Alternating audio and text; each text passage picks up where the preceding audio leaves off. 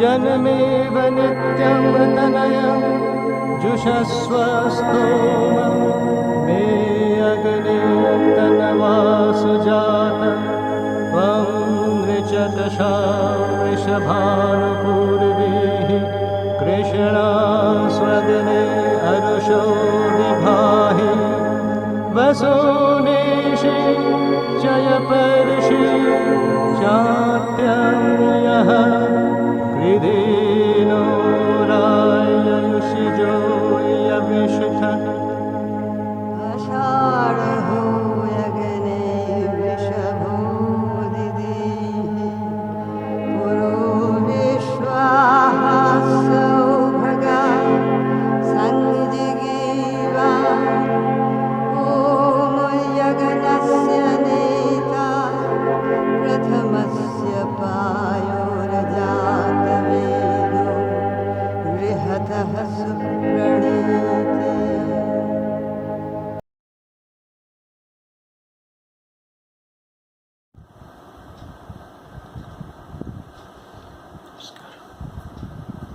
करुणामयी माँ परम प्रभु Shri Arvind life divine रो ई पाठचक्र सहित संलग्न समस्त आत्मान गण आमे आमर ई क्लास टी आरंभ करथिले गत सोमवार दिन से दिन श्री अरविंद प्रणीत लाइफ डिवाइन पुस्तकर 10म अध्यायर प्रथम 4टी पैराग्राफ उपरे आमे आमर आलोचना केंद्रित करथिले।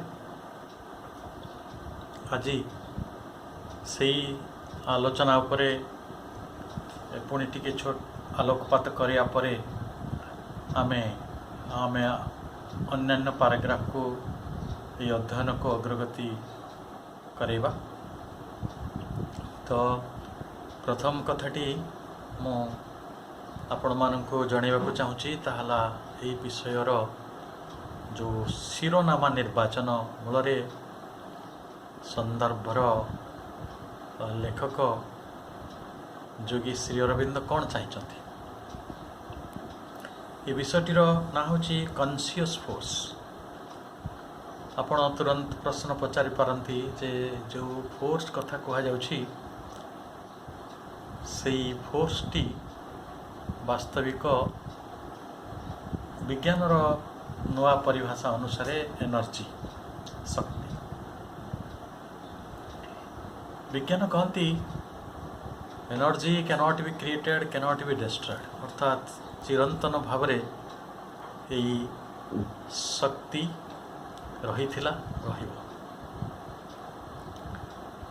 एवं यही शक्ति किपरि रही यही शक्ति रही रूपातीत ही तार किसी रूप नहीं अरूप हो रही एक समुद्र परी रही ताको कहिचंते श्री अरविंद से initially at rest figured as a sea and therefore free from forms। जितेबाला से समुद्र परिमित शक्तिराजी रूप नवा को इच्छा करिसंती रूप परिग्रहण करने को इच्छा करिसंती सेतेबाले गोटे डिस्टर्बांस गोटे मूवमेंट गोटे भाइब्रेशन जहाँ को आम स्पंदन बोली कहूँ से स्पंदन हो तो अरूप होके जहाँ थाए ताको रूप को आनिया हेले स्पंदन आवश्यक। तार एक भल उदाहरण देइछंती पंडिचेरी आश्रम जड़े बड़ साधक आनंद रेणी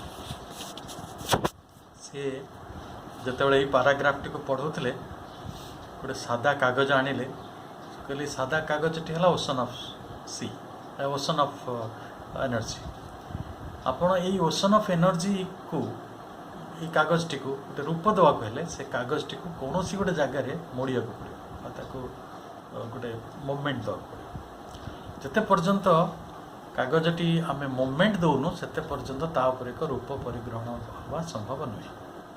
ତେଣୁ ନିଷ୍ପନ୍ନ ଥିବା ଅରୂପ ହୋଇଥିବା ଏହି ଶକ୍ତି ସାଗରରେ ଯେତେବେଳେ ସ୍ପନ୍ଦନ ହେଲା, ଏହି ସ୍ପନ୍ଦନ କିଭଳି ଭାବରେ ପ୍ରଥମେ ସ୍ପେସ୍ ତିଆରି କଲା, ଯାହାକୁ ଆମେ ବ୍ୟୋମ କହୁଛୁ, ଆକାଶ କହୁଛୁ। ସେ ବ୍ୟୋମ ଭିତରେ କିଭଳି ଭାବରେ ଶବ୍ଦର ତତ୍ତ୍ୱ ଖଞ୍ଜି ଦିଆଗଲା। ପରବର୍ତ୍ତୀ ସମୟରେ କିଭଳି ଭାବରେ ବାୟୁ ତାର ପରବର୍ତ୍ତୀ ବିବର୍ତ୍ତନ ବା ସ୍ପନ୍ଦନର ଫଳସ୍ୱରୂପ ଆସିଲେ। ବାୟୁ ସହିତ ଶବ୍ଦ ଆଉ ସ୍ପର୍ଶର କିଭଳି ଖଞ୍ଜି ଦିଆଗଲା ତତ୍ତ୍ୱ। ପରବର୍ତ୍ତୀ ସମୟରେ ଅଗ୍ନିରେ ରୂପ ତତ୍ତ୍ୱ ଏଇଠୁ ଜନ୍ମ ହେଲା। ରୂପ ତାର ରହିଲା। ଅଗ୍ନି ପରେ ଜଳର ରସର ତତ୍ତ୍ୱ ରହିଲା। ଏଇଭଳି ଭାବରେ ପଞ୍ଚମହାଭୂତର ଶ୍ରେଷ୍ଠ କଥାଟି ହେଲା ଖିତ୍ ଆର୍ଥ। ତାରି ଭିତରେ ସବୁ ପାଞ୍ଚଟି ଯାକ ତନ୍ମାତ୍ର, ଯେଉଁଟାକୁ ଆମେ କହୁଛୁ ଶବ୍ଦ, ସ୍ପର୍ଶ, ରୂପ, ରସ ଓ ଗନ୍ଧର ଉଦ୍ଭବ ହେଲା। ଏହି ପାଞ୍ଚଟି ତନ୍ମାତ୍ର ଆଧାରରେ ପାଞ୍ଚଟି ଇନ୍ଦ୍ରିୟ ନିର୍ମାଣ ହେଲେ। ଏ କଥାଟି ତୃତୀୟ ପାରାଗ୍ରାଫରେ ଶ୍ରୀ ଅରବିନ୍ଦ କହିଛନ୍ତି ଯେ ଶ୍ରୀ ଅରବିନ୍ଦଙ୍କର ବିଶେଷତ୍ୱ ହେଲା ଯେ ସିଏ ଯେହେତୁ ଜଣେ ବିଶିଷ୍ଟ ବିଲକ୍ଷଣ ସମ୍ପନ୍ନ ଗବେଷକ ଏବଂ ତାଙ୍କର ପୃଷ୍ଠଭୂମି ହେଲା ସେ ସମଗ୍ର ପୃଥିବୀର ବହୁ ସ୍ଥାନକୁ ଦେଖିଛନ୍ତି, ଜାଣିଛନ୍ତି, ବୁଝିଛନ୍ତି। ସେମାନଙ୍କର ଦର୍ଶନକୁ, ସେମାନଙ୍କର ତତ୍ତ୍ୱଗୁଡ଼ିକୁ ନିଜ ଭିତରେ ଆତ୍ମସ୍ଥ କରିଛନ୍ତି, ମନନ କରିଛନ୍ତି, ସବୁଗୁଡ଼ିକ ବିଶ୍ଳେଷଣ କରିଛନ୍ତି ଏବଂ ସବୁଗୁଡ଼ିକ ସିଏ ସିନ୍ଥେସାଇଜ୍ କରିଛନ୍ତି, ସମନ୍ୱୟ ବି କରିଛନ୍ତି। ତେଣୁ ପାଶ୍ଚାତ୍ୟ ସବୁ ଦର୍ଶନର ଗୋଟେ ମହାମିଳନ ଜଣେ ବ୍ୟକ୍ତିଙ୍କ ଭିତରେ ଘଟିଥିଲା, ଯେଉଁଟା ସମ୍ପୂର୍ଣ୍ଣ ଗୋଟେ ଅଲୌକିକ ଘଟଣା। 40 ବର୍ଷ ଧରି କୌଣସି ଜଣେ ବ୍ୟକ୍ତି ଗୋଟିଏ ସ୍ଥାନରେ ରହି ନୀରବ ରହି ସେଗୁଡ଼ିକୁ ସବୁ ଚିନ୍ତା କରି ସମଗ୍ର ମାନବ ଜାତି ପାଇଁ ସେ ତାକୁ ଉଲ୍ଲେଖ କରିଛନ୍ତି।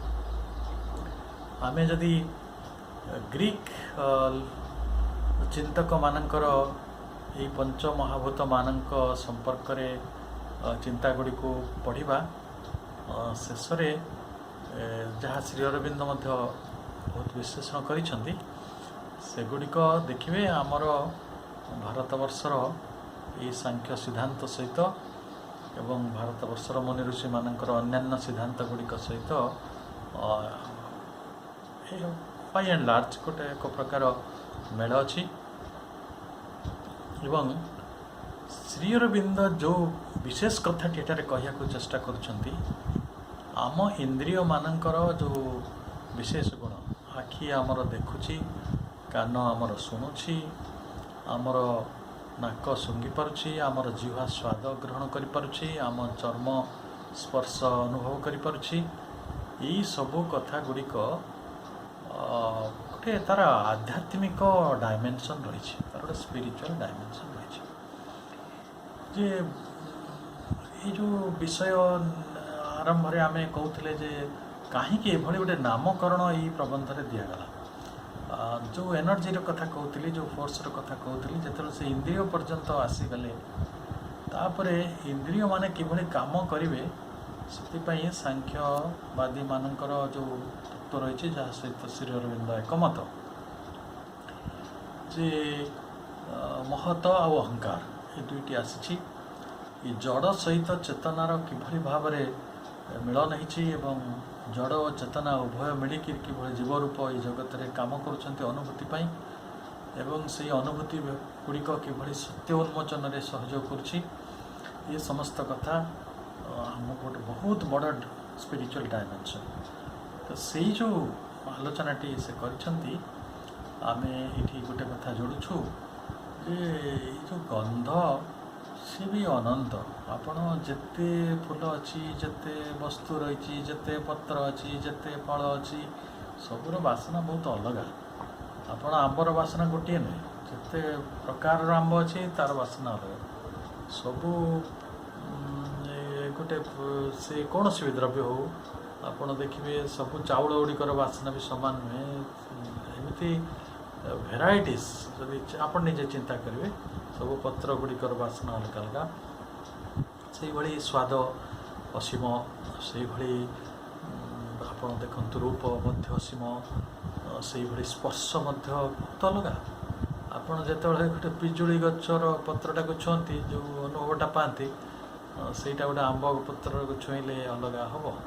ତେଣୁ ସ୍ପର୍ଶ ମଧ୍ୟ ସେଇଭଳି ଅନନ୍ତ। ତେଣୁ ଏଇଭଳି ଗୋଟେ ଅନନ୍ତକୁ ଯିଏ ଆମ ଜୀବନର ଅନୁଭୂତି ହିଁ ଆସୁଛନ୍ତି, ଯେଉଁ ଅନନ୍ତ ଆମ ଜୀବନର ଅନୁଭୂତି ଆସୁଛନ୍ତି, ଇଏ ନିଶ୍ଚିତ ଭାବରେ ଏକ ଉଦ୍ଦେଶ୍ୟପୂର୍ଣ୍ଣ କଥା।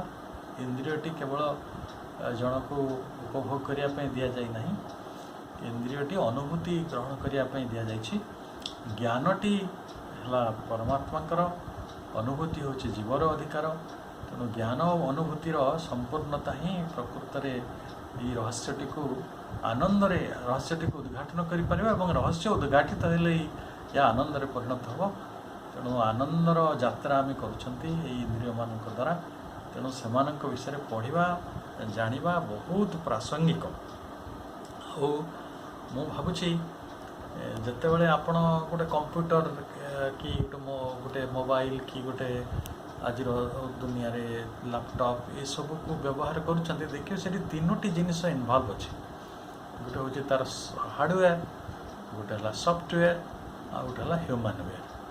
ତେଣୁ ଯେତେବେଳେ ହାର୍ଡ଼ୱେର୍ରେ କଥା ଆସୁଛି ତ ସେଇଟା ମେଟେରିଆଲ୍, ଆଉ ଯେତେବେଳେ ସଫ୍ଟୱେର୍ରେ କଥା ଆସୁଛି ସେଇଟା ହେଲା ନନ୍ ମେଟେରିଆଲ୍, ଏବଂ ଯେତେବେଳେ ହ୍ୟୁମାନ୍ୱେର୍ରେ କଥା ଆସୁଛି ସେଇଟା ହେଲା ଯେ ଯାକୁ ଗଭର୍ଣ୍ଣ କରୁଛି, କଣ୍ଟ୍ରୋଲିଂ ପାୱାର।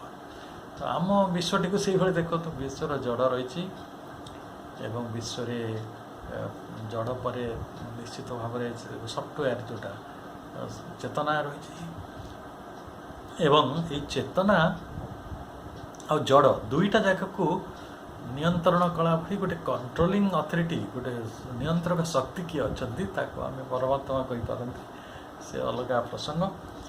ତେଣୁ ଯେତେବେଳେ ଏଇ ମହତ ଆଉ ଅହଙ୍କାର ଦୁଇଟି ନନ୍ ମେଟେରିଆଲ୍ କଥା କୁହାଗଲା, ଯାହା ଚତୁର୍ଥ ଅଧ୍ୟାୟରେ ଆମେ ପଢ଼ିଥିଲେ, ସେଗୁଡ଼ିକ ମେଟେରିଆଲ୍ ନୁହନ୍ତି। ଅର୍ଥାତ୍ ଏପର୍ଯ୍ୟନ୍ତ ସବୁକିଛି ଜଡ଼ ଥିଲା।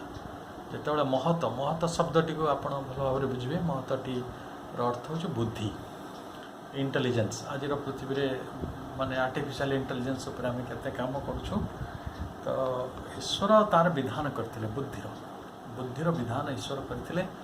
ଏବଂ ଅହଙ୍କାର ଯେଉଁଟା ଆସିଥିଲା ଡିଭିଜନାଲ୍ ପ୍ରିନ୍ସିପଲ୍ ଭାବରେ, ସେ ଗୋଟିଏ ଜିନିଷ ଆଉ ଗୋଟେ ଜିନିଷ ଠାରୁ ଅଲଗା, ଜଣେ ବ୍ୟକ୍ତି ଆଉ ଗୋଟେ ବ୍ୟକ୍ତି ଠାରୁ ଅଲଗା, ଗୋଟିଏ ଜୀବ ଆଉ ଗୋଟେ ଜୀବ ଠାରୁ ଅଲଗା। ଏଇ ଯେଉଁ ପାର୍ଥକ୍ୟ ଗୁଡ଼ିକ କରାଯାଇଥିଲା ଏଇଟା ଝଗଡ଼ା କରିବା ପାଇଁ ନୁହେଁ, ପାର୍ଥକ୍ୟ କରାଯାଇଥିଲା ଆମେ ନିଜ ଭିତରେ ସାମର୍ଥ୍ୟ ଗୁଡ଼ିକୁ ସମ୍ମିଳିତ କରିବା ପାଇଁ। ଜଣେ ବ୍ୟକ୍ତି ପାଖରେ ଗୋଟେ ସାମର୍ଥ୍ୟ ଅଛି, ଆଉ ଜଣଙ୍କ ବ୍ୟକ୍ତି ପାଖରେ ଗୋଟେ ସାମର୍ଥ୍ୟ ଅଛି। ଆମେ ଦୁଇ ଜଣଙ୍କ ସାମର୍ଥ୍ୟକୁ ଯୋଡ଼ିବା ପାଇଁ ଦୁଇଟି ଭିନ୍ନ ସତ୍ତା ତିଆରି କରାଯାଇଥିଲା। ଜଣେ ପାଣିରେ ରୁହେ, ଜଣେ ପବନରେ ଉଡ଼ିପାରେ, ଜଣେ ମାଟିରେ ଭଲରେ ରହିପାରେ। ତେଣୁ ସମସ୍ତେ ମିଳିକି ଯେଭଳି ଗୋଟେ ସାମରିକ ସେନା ହେଉଛି, ଆକାଶ ବାହିନୀ, ସ୍ଥଳ ବାହିନୀ, ଜଳ ବାହିନୀ, ସେଇଭଳି ଆମ ଜୀବସତ୍ତାମାନଙ୍କ ଭିତରେ ଦେଖିବେ କିଛି ଲୋକ ପାଣିରେ ରହିପାରୁଛନ୍ତି, କିଛି ଲୋକ ପାଣିରେ ମରିଯିବେ। ତ ଏଇ ଯେଉଁ ପାର୍ଥକ୍ୟ ସବୁ ରହିଥିଲା, ଏ ପାର୍ଥକ୍ୟର ମୂଳ କାରଣ ଜଣେ ଗୋଟେ ସତ୍ତା ଆଉ ଗୋଟେ ସତ୍ତାକୁ ମାରିକି ଖାଇଯିବନି। ଯେଉଁ ସ୍ଥଳ ଭାଗରେ ରହିଛନ୍ତି ଯେଉଁ ଜୀବମାନେ, ସେମାନେ ଜଳ ଭାଗରେ ଥିବା ଲୋକମାନଙ୍କୁ ଖାଇଯିବେ। ଏଇଭଳି ଯେଉଁ ଆମେ କରୁଛେ ସେଗୁଡ଼ିକ ବହୁତ ଚିନ୍ତାଜନକ। କାରଣ ଆପଣଙ୍କୁ ଦିଆଯାଇଛି ଗୋଟେ ଜୀବନ୍ତ ଆଲବମ୍। ଆପଣ ଅସ୍ତିତ୍ୱର ଯେଉଁ ଇଭଲ୍ୟୁସନ୍ ହେଇଛି, ଜୀବମାନଙ୍କର ଯେଉଁ ପ୍ରକାର ବିବର୍ତ୍ତନ ହେଇଛି, ଆପଣ ସେଇଟା ଦେଖନ୍ତୁ ଲିଭିଂ ଭାବରେ। ତ ଆପଣଙ୍କ ଗୋଟେ ଲିଭିଂ ମ୍ୟୁଜିୟମ୍ ଦିଆହେଇଛି ଯେଉଁଠି ସବୁ ସାହିତ୍ୟ ହେଇକି ରହିଛି ଯେ କିଭଳି ଆମେ ବିବର୍ତ୍ତନ ପ୍ରକ୍ରିୟାରେ ଏତେ ବାଟ ଆସିଲେ। ଆମେ ସେଇ ସାହିତ୍ୟ ଜିନିଷ ଗୁଡ଼ା ସବୁ ଖାଇ ହେଉଛୁ ଆମ ଖାଦ୍ୟ ବୋଲି କହିବୁ। ତ ଏଇ ହେଲା ଗୋଟେ ଚିନ୍ତାର କଥା। ଯାହା ବି ହେଉ, ବର୍ତ୍ତମାନ ଯେତେବେଳେ ମହତ ଆଉ ଅହଙ୍କରଟି ନନ୍ ମେଟେରିଆଲ୍ ଭାବରେ ଆସିଲା ମେଟେରିଆଲ୍ ୱାର୍ଲଡରୁ, ସେତେବେଳେ ସାଂଖ୍ୟଯୋଗୀମାନଙ୍କୁ ପୁଣି ହଜାର ହଜାର ପ୍ରଶ୍ନ ଉଠିଲା ଯେ ଏମାନେ କିଭଳି ଭାବରେ ପୁଣି କାମ କରିବେ। ତ ସେଇଠୁ ସେମାନେ ସୋଲ୍ ଫୋର୍ସ, ଏଠି ସେ ଏକଦମ ସୋଲ୍ କହୁନାହାନ୍ତି, ସେ କହୁଛନ୍ତି ସୋଲ୍ ଫୋର୍ସ। ଏଇ ଏନର୍ଜିଟି ରୂପାନ୍ତରିତ ହେଇକି ବିବର୍ତ୍ତନର ପଥ ଚାଲିକି, ପରିବର୍ତ୍ତନର ପଥ ଚାଲିକି, ମାନେ ବିଭିନ୍ନ ମୋଡ଼ିଫିକେସନ୍, ଯେଉଁଟା ଆଜିର ବୈଜ୍ଞାନିକମାନେ ପିଲାମାନେ ବୁଝିବେ ମ୍ୟୁଟେସନ୍, ବିଭିନ୍ନ ପରିବର୍ତ୍ତନ ହେଇକିରି ସେ ସୋଲ୍ ଫୋର୍ସରେ ପରିଣତ ହେଇଛି। ଏବଂ ସେ ସୋଲ୍ ଫୋର୍ସଟି ଆମ ଭିତରେ ରହିଛି ଆତ୍ମଶକ୍ତି ହେଇକି। এই ଆତ୍ମଶକ୍ତିଟା ଗୋଟେ ଚିତ୍ ଶକ୍ତି ଏବଂ ଏଇଟା କ'ଣ କରୁଛି, ଏ କାମ କ'ଣ କରୁଛି, ତାର କାମ ହେଲା ଯେ ଆତ୍ମାର ମୂଳ କାମ।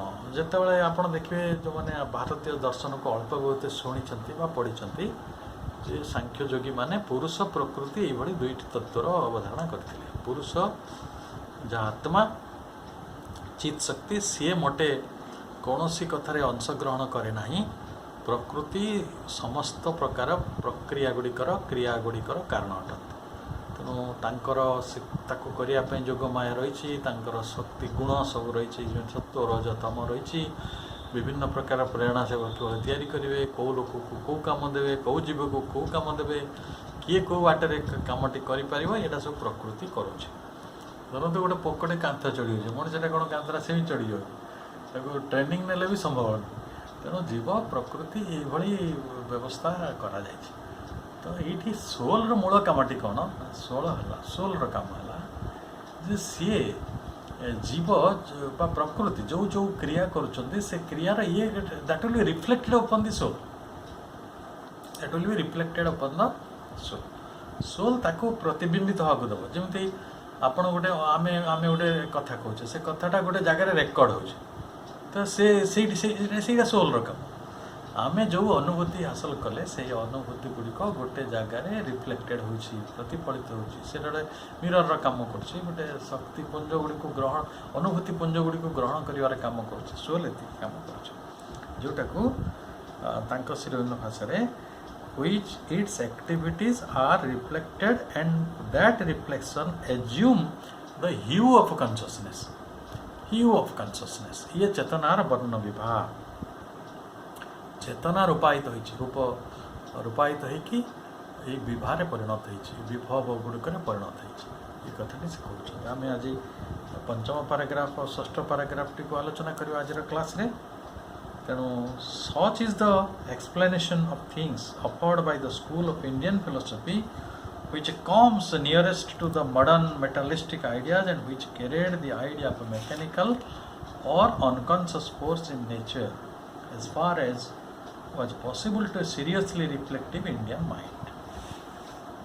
तो भारतीय दर्शनर जो मत रही सेटा भौतिकवादी जो विज्ञान आज तैयारी से विज्ञानर गोटे पाखापाखि कथा बा निकटतम कथा बोली आम कहीपर। तेणु सांख्य दर्शन जो प्रकृतिर कथा कहते सी प्रकृत जंत्रवत मेकानिकल। आपड़ देखिए आपड़ भावुं कि सब मनीष मैंने गोटे कनसीयसली काम करती। मु तो बेले बेले देखे आपण पुलिस विभाग जो मैंने अधस्तन कर्मचारी कि अदरवाइज मीन करें उपरिस्थ हाकिम जदि आदेश देले मारी दिया से मारिदे, गोली मार मारिदे, बंद करदे बंद करदे। तार से व्यक्ति आदौ मुझे चिंता करे ना जे मुझे कहीं मारुची बा मु कहीं करूँ, केवल से आदेश ही पालन कर जगार सी चेतना शक्ति कि चिंता शक्ति टाक व्यवहार करती ना। तेणु जीव रूप से थी चेतन शक्ति थी आम बहुत समय मेकानिकाल काम कर गोटे गाड़ी आपन के पचारुचे कि आप कहीं जाऊँच पानपोस कहीं आप बासंती कलर जाऊना से प्रश्न पचारे तेणु आपड़ तो जुआड़ ने से सियाड़ पड़े। तो मेकानिकल फोर्स है सहीटा जे प्रकृति गोटे मेकानिकल फोर्स है कि काम करुच्ची बहुत मेकानिकल, खाली मेकानिकल नहीं सी अनकनसीयस पाखे चित्त शक्ति ना। ताले आम विषयटी कौन कनसीयस फोर्स आप देखते प्रकृति है अनकनसीयस कह जाऊँगी नेचर इज अनकनसीयस किंतु आम फेनोमेनल ऑफ कनसीयस टाक एक्सप्लेन कर कनसीयसनेस टाक एक्सप्लेन कर श्रीन कहते जे ये तत्व गुड़िकर किसी त्रुटि थी पारे maybe there are defects किंतु मूल कथाटी अभिसंवादित ताकू आम बद कर कौन ना साधारण भाव में आम पोजिट करूँ मानु एक्सेप्ट करूँ कौन कहूँ ना however the phenomenon of consciousness may be explained whether nature can be an impulse, inert impulse or a conscious principle, it is certainly force।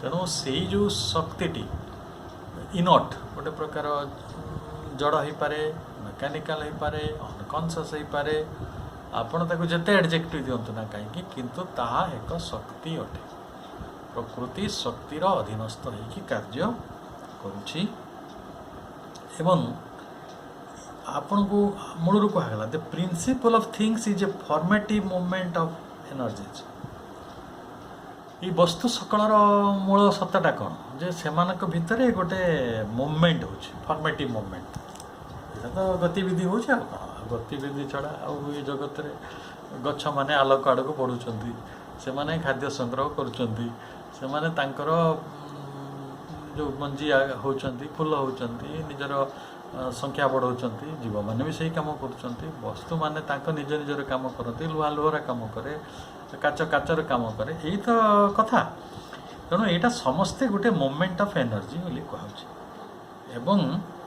पुणी कहुच्छी all forms are born of a meeting and a mutual adaptation between unshaped forces यही जो रूप force र किसी सेप नहीं that is अनसेप्ड रूप तार मोटे ना कि आकार ना एनर्जीटा ऑलवेज बाउंडलेस तार भी किसी परिधि ना कि सीमा ना यही असीम ये जो रूप ये जो अणाकार शक्ति अणाकार शक्ति ये सब भगवान शक्ति आप अणाकार आम ईश्वर को निराकार को तो से जो अणाकार निराकार रूप शक्ति रही से माने सब रूप को जन्म देते केमी जन्म देले ना मीटिंग एंड म्यूचुअल एडाप्टेशन से माने परस्पर को भेटिले कॉम्बिनेशन आम जो कहूँ जमी वायु अग्नि सहित मिशीगले अग्नि पृथ्वी सहित मिशीगले पृथ्वी आउ गोटे क्या सहित मिशीगला यहाँ कॉम्बिनेशन ऑफ भूतस परवर्ती समय विज्ञान तक कहूँ आउ टे माइक्रो फॉर्म रे से कहते जे combination of atoms elements combination of elements तेणु सेठी भी आम पंच महाभूत को सही 5 एलिमेंट्स कहते ये जो 108 पीरियोडिक टेबल रे अच्छी सेटा भी सही एलिमेंट किंतु यहाँ आउ टे क्षुद्र रूप से भीतर म्यूचुअल एडाप्टेशन परस्पर परस्पर को ग्रहण करिसंती रूपांतरित होइचंती परिवर्तित होइचंती फलत गोटे रूप नौछि आपण देखिए जड़े मूर्तिकार से प्रथम आगे परिकल्पना करेंगे से कौ मूर्ति बनइबे तापर से कादुआ आणबे कादुआ को आणिकी से कादुआटा जदि पानी नथिबो ता देरे सेटा तो किछि सेप दे जावा तेणु से पानी मिसेला परे सेटा गोटे गोटे सेप नापाई बर्तमान राजी हो तापरे सेप नेला परे ताकू हे तो को जगार ताकू सुखेया दरकार पड़ुथबो केबे खरा दरकार पड़ुथबो केबे पवन दरकार पड़ुथबो केबे पानी दरकार पड़ुथबो केबे अलगा मटेरियल दरकार पड़ुथबो रंग दरकार पड़ुथबो नड़ा दरकार पड़ुथबो काठ दरकार पड़ुथबो केते केते कथा लागी कि गोटे मूर्तिटे तैयारी हो पड़ुछ आम एई जगत रे तेणु आमे जो रूप ग्रहण करजु एटा जे आपे आपे हेछि तापरे नुहे मो सबले जो मैंने सब ईश्वर तत्व यथेष आस्था रखती ना विश्वास करते से निजक बहुत ज्ञानी लोक भावती मुझे ज्ञान को सम्मान कर पचारे आम क्रोमोजोम नंबर 46 माने 23 जोड़ा क्रोमोजोम तो किए आम सेल भितर गणिकी रखुची आमर 206टा हाड़ हम 32टा दात हम 20टा आंगुली हम हार्टा हार्ट जगार रखीटा आखि जगार रमान जगार रिमेट्री रखिकी सो किए करुच्ची गोटे छोटिया जीव देखिए सेंटीपेड गुड़ाक बिछा पिछा टाइप जो मान शह शह पाद थाए तांकर पाद संख्या भी सामान मंदिर गोटे मंदार फूल को आण तार 5टा पाखुड़ा रही कई जड़े गणित को बा सिमेट्री को व्यवहार करिकी सजे तेणु से फोर्स टी ये सब शक्तिर काम ऑल सेंसेशन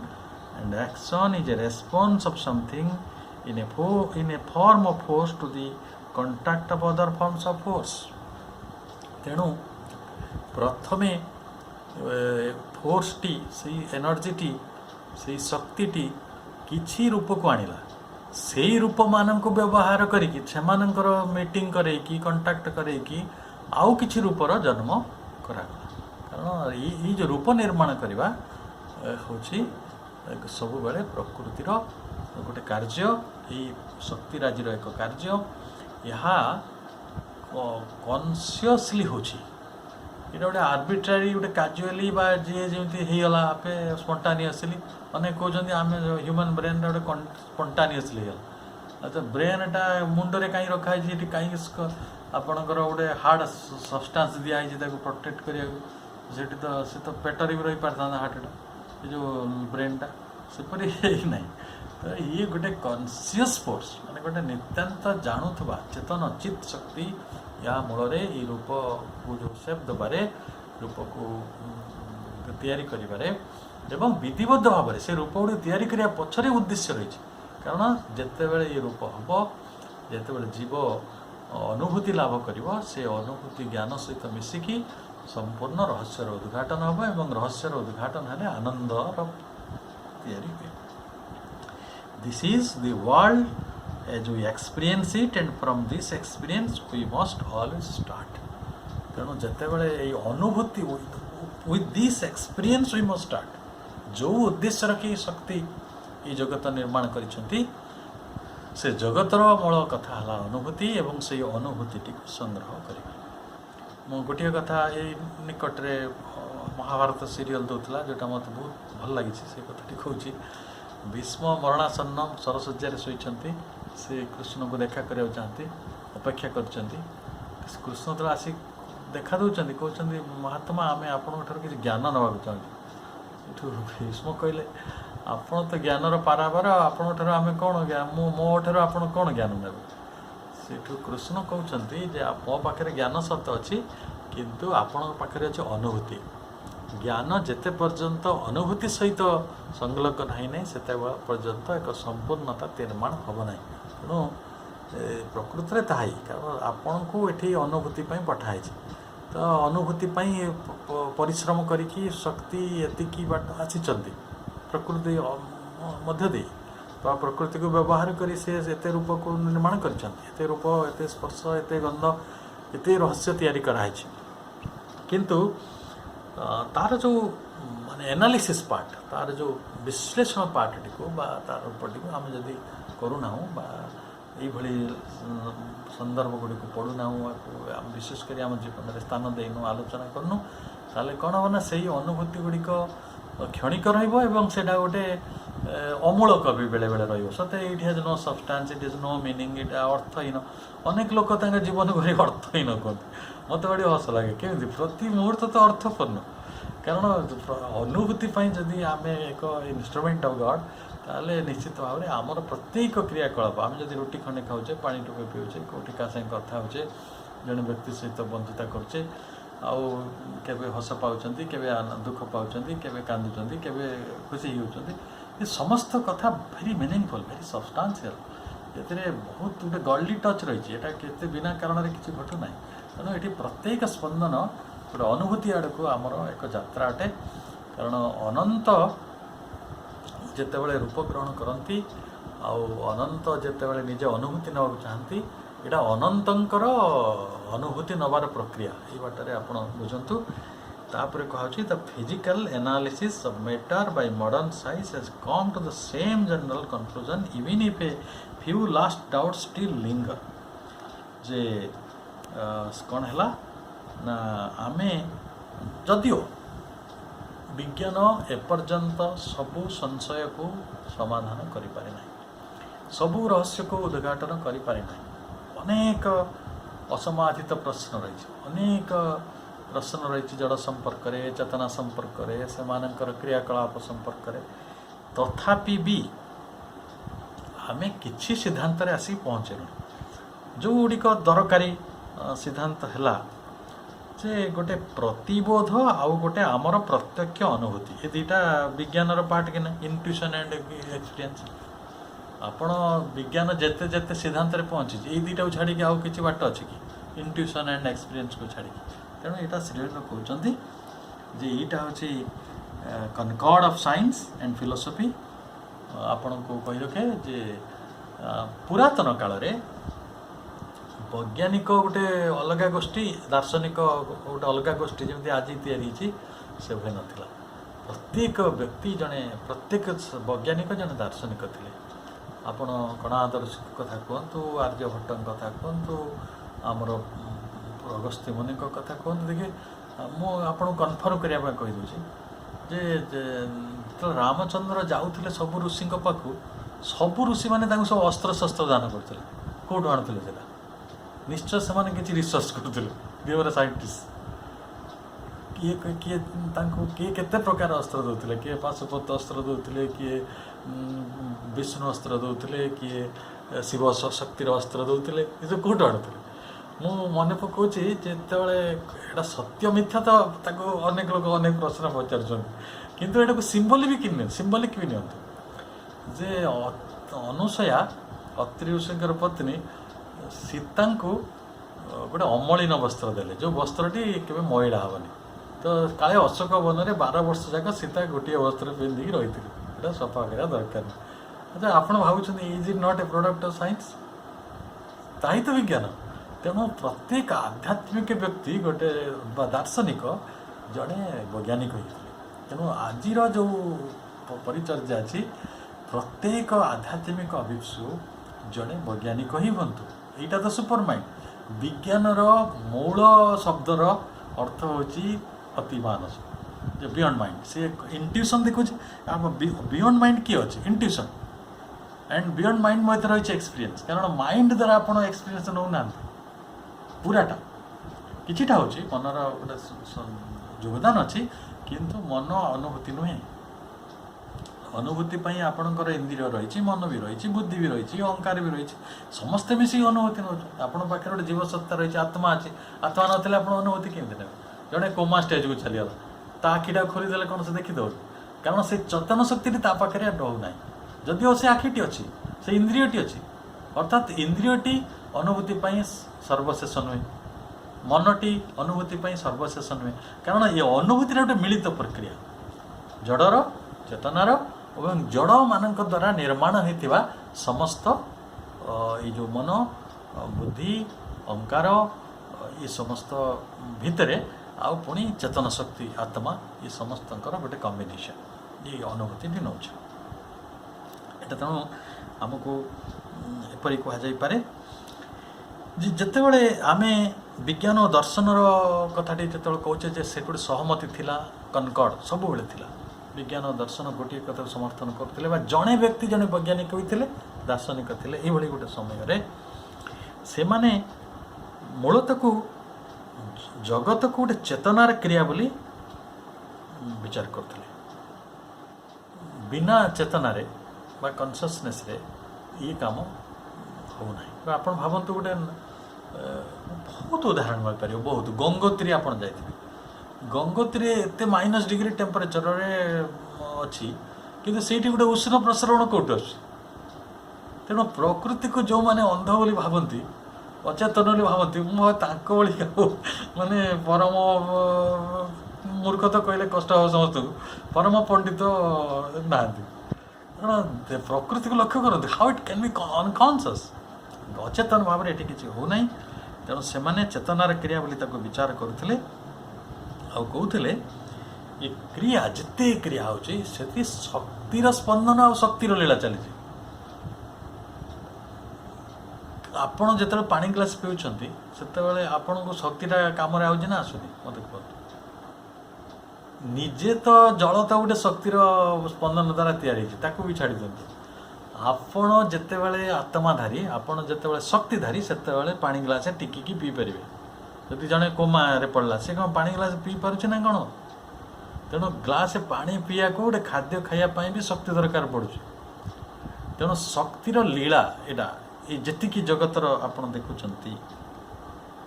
ତାପରେ କୁହାଯାଉଛି ଯେ for even in the view of the world age essentially ଆନ୍ ଆକ୍ଟ ଅଫ୍ କନସିୟସନେସ୍। ଏଇଟା ଏସେନ୍ସିଆଲି ଆନ୍ act of consciousness. An act is implied, and in the act movement of force, play of energy. ଏଇଟାକୁ ଆମେ ସିଧା ସିଧା କହିବା ଯେ ଏଇଟା ହେଉଛି ପ୍ଲେ ଅଫ୍ ଏନର୍ଜି। ଗୋଟେ ଆମେ କହୁଛେ ଭଗବାନଙ୍କର ଲୀଳା, ସେ ଭଗବାନଙ୍କୁ ଶକ୍ତି ଭାବରେ ନିଅନ୍ତୁ ନା। ତେଣୁ ଏଇଟା ଦିବ୍ୟ ଲୀଳା। ଓକେ, ଲୀଳା ତ ନିଶ୍ଚୟ, ପ୍ଲେ ତ ଅଛି, ସେ ପ୍ଲେଟା ଶକ୍ତିର। ଏବଂ ଆମେ ଭଲ କରି ବୁଝିପାରିବା ଯେ ଏଇଠି ତିନୋଟି ମୋମେଣ୍ଟ କାମ କରୁଛି। ଗୋଟେ ମୋମେଣ୍ଟ ଅଫ୍ ଫୋର୍ସ ବା ଯେଉଁଟାକୁ ଆମେ କହୁଛୁ ନଲେଜ୍ ଫୋର୍ସ, ଡିଜାୟାର ଫୋର୍ସ ଆଉ ଗୋଟେ ହେଲା ଆକ୍ସନ୍ ଫୋର୍ସ। ଆମ ଜଗତରେ କ'ଣ ଅଛି? ଏ ତିନିଟା ଛଡ଼ା ଆଉ କ'ଣ କିଛି ଅଛି?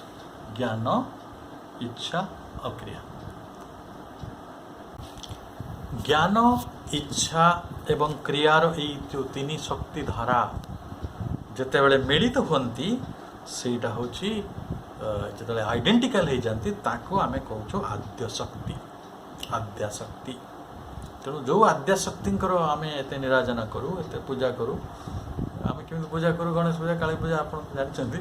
ତେବେ ସେହି ପୂଜା ଯେଉଁ ବାଟରେ ହେଉନା କାହିଁକି, ମଣିଷ ଯେଉଁ ଆଦ୍ୟାଶକ୍ତିର ଆରାଧନା କରେ, ଯେଉଁ ଆଦ୍ୟାଶକ୍ତି ସମସ୍ତ ଲୀଳା ଖେଳର କାରଣ ଅଟନ୍ତି, ଏ ବିଶ୍ୱ ସୃଷ୍ଟିର ସଂରଚନା ପଛରେ ଯାହାଙ୍କର ହାତ ରହିଛି, ଏ ବିଶ୍ୱବିଧାନ ଯିଏ ନିର୍ମାଣ କରିଛନ୍ତି, ଏ ତିନୋଟି ସ୍ରୋତ, ଏଇଟା ହେଉଛି 3 streams ଅଫ୍ ଏନର୍ଜି। ଏଇଟା ହେଉଛି ଜ୍ଞାନ ଶକ୍ତି। ଜ୍ଞାନ ଗୋଟେ ଶକ୍ତି, କିଏ ମନା କରିପାରିବ? ଯେ କ୍ରିୟା ତ ଏକ ଶକ୍ତି, ଆଉ ପ୍ରଥମ କଥା ଇଚ୍ଛା ମଧ୍ୟ ଏକ ଶକ୍ତି, ପରିକଳ୍ପନା ମଧ୍ୟ ଏକ ଶକ୍ତି, କଳ୍ପନା କରିବା ଏକ ଶକ୍ତି। ଇଚ୍ଛା କରିବା, ଆଶା କରିବା, ସ୍ୱପ୍ନ ଦେଖିବା, ପ୍ରେରଣା ନେବା, ଏଗୁଡ଼ା ସବୁ ଶକ୍ତି ରୂପରେ କାମ କରେ। ତେଣୁ ଏହାର ନିଜର ଭିତରେ ଆମେ ମନନ କରିବା ଏ ଚିନ୍ତା ଗୁଡ଼ିକ। କେଡ଼େ ଚମତ୍କାର କଥା ଯେ ଶ୍ରୀ ଅରବିନ୍ଦଙ୍କ ଭଳି ଜଣେ ଦାର୍ଶନିକଙ୍କ ଭିତରେ ହିଁ ବିଜ୍ଞାନ ସମାହିତ ହୋଇଥିଲା ଏବଂ ସମଗ୍ର ବିଶ୍ୱର ଯେତେ ସବୁ ଦାର୍ଶନିକ ରହିଛନ୍ତି, ବୈଜ୍ଞାନିକ ରହିଛନ୍ତି, ସମସ୍ତଙ୍କର ଚିନ୍ତା ଚେତନା ତାଙ୍କ ଭିତରେ ସମ୍ମିଳିତ ହୋଇଥିଲା, ଯାହାଫଳରେ ଏଭଳି ଏକ ପୂର୍ଣ୍ଣାଙ୍ଗ ଶାସ୍ତ୍ର ରଚନା କରିବା ତାଙ୍କ ଦ୍ୱାରା ସମ୍ଭବ ହୋଇଥିଲା। ଆମେ ୟା ଉପରେ ଆହୁରି ଅଧିକ ଚିନ୍ତା କରିପାରିବା। ପୁଣି ଆସନ୍ତା ସୋମବାର ଆପଣମାନଙ୍କ ସହିତ ଦେଖା ହେବ। ନମସ୍କାର।